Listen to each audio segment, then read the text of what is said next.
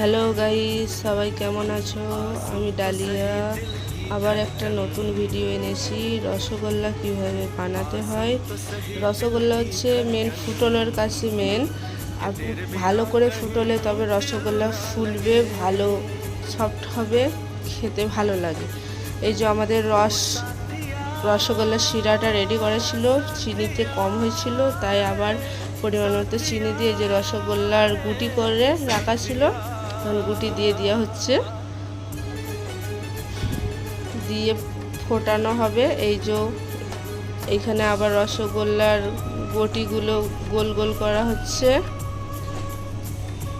বড় গুটিগুলো হচ্ছে রসগোল্লা, ছোটোগুলো হচ্ছে রসমালাই যে হয় না, সেই রসমালাই যে সব দিয়ে দেওয়া হলো শিরার মধ্যে। এবার 15 মিনিট ফোটানো হবে। ফোটানোর পর আমাদের রসগোল্লা রেডি হবে। বন্ধুরা, এই রসগোল্লা রেসিপিটা দেখে ভালো লাগলে লাইক করবেন, কমেন্ট করে শেয়ার অ্যান্ড সাবস্ক্রাইব করবেন। এই যে বন্ধুরা, আমাদের রসগোল্লা রেডি হয়ে গেছে। 15 মিনিট ফোটানোর পর নামিয়ে নেওয়া হয়েছে।